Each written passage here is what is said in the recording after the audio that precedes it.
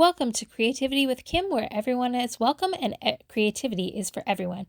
Today we're going to be using the November stamp of the month again, called Created to Shine, and we're going to be doing some stamp surgery with it. So I'll show you that in just a moment. We're also going to be using some scraps. So we're going to create some flowers using those light bulbs, and I'm going to show you how to do that.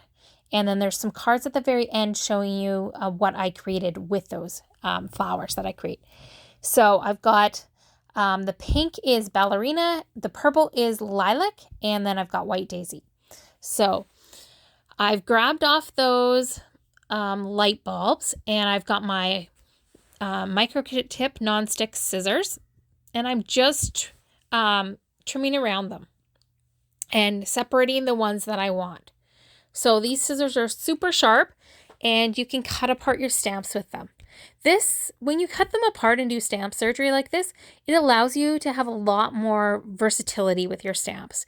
So you can then easily stamp the images you want, and you can curve them easier for something like this. You could curve the string for the lights on your block. That's the great thing about these stamps, is you can manipulate them and stuff. Also, if you had a sentiment that was part of the sentiment is above the other part and you want it to be side by side, you can cut them apart and you can put them side by side and use them that way. So it really extends your stamps a lot. So we're going to be stamping them today in Intense Black. And the thing not to worry about is you can still use them just like they were meant to be. It's just you put them back together on your block just like a puzzle. It's like putting a puzzle back together. And there will be a video that I will be posting soon that has me using them after I've cut them apart. So you'll see how you can line them back up on a stamp. So make sure you check the playlist because you will find that video as well. So I'm using my stamp chamois to just clean up the ink on my blocks, on my stamps, as well as when I had some going off onto my Versamat. So when you're stamping, you want to make sure you have some foam, of either the foam that comes with your stamp set, or if you flip your Versamat over, it's got a lovely foam surface. And when I'm stamping scraps like this in large areas, I love to use my Versamat because then I can have the whole thing out and just keep stamping rather than making sure I got the foam underneath it every single time. So I just stamped out all the ones I wanted, and then I'm flipping back over my Versamat and I'm just cutting them apart so that they're all individual.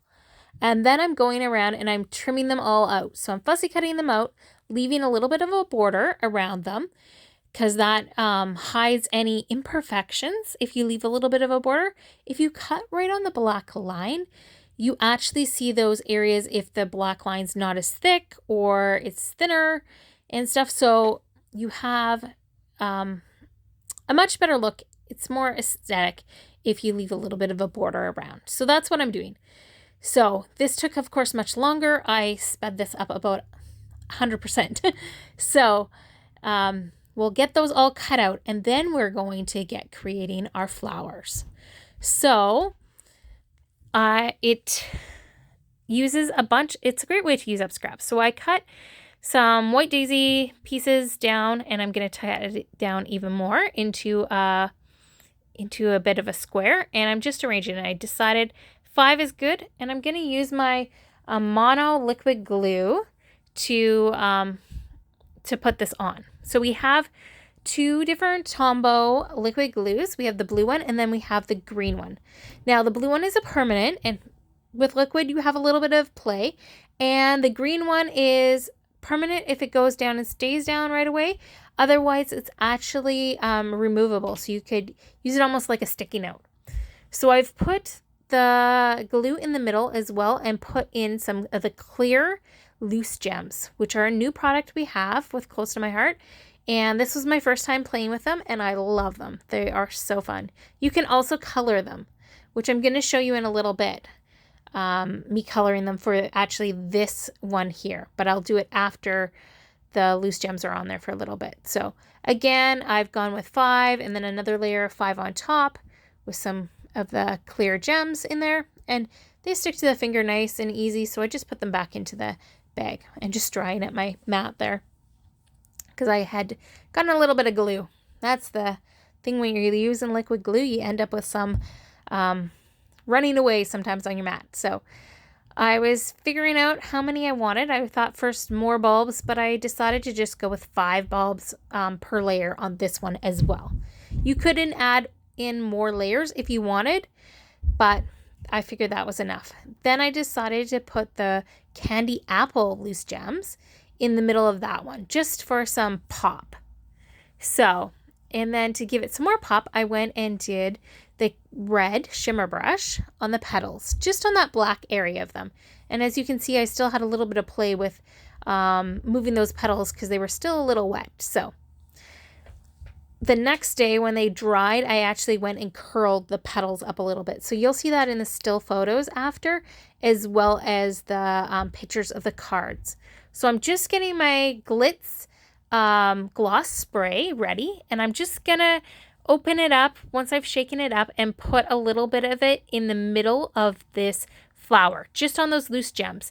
And it does bleed out a little bit onto the paper, but it was pretty, and it just added a real nice touch. And then I decided to go in with that one and add in some Wisteria shimmer brush. So I'm just going to test it on some of the lilac, and it matched beautifully. So I just went and did all the little black areas with that one. Now the card that I created with this one, I created a Distress Oxide background for a card using chipped sapphire and seedless preserves for that lilac one, and it ended up beautiful. I just used the mint shimmer brush to add in some little bits on that pink one. And the red one, isn't that beautiful? So on the red one, I ended up, for the card, I kept it pretty basic. The card is black and white cardstock and a scrap piece of New England Ivy cardstock. And I used gold heat embossing and stamped a sentiment, "I'm still wearing the smile you gave me," from the Smile Big stamp set, which is what I used for all 3 of these cards that I create, which you'll see. And I just used a black journaling pen and the kaleidoscope embossing folder for the paper. Now for the ballerina card, the ballerina flower card, I used clear embossing powder for the sentiment. And then I created a Distress Oxide background with tattered rose, peeled paint, and a little bit of Mermaid Lagoon. So all the stuff is in the description box.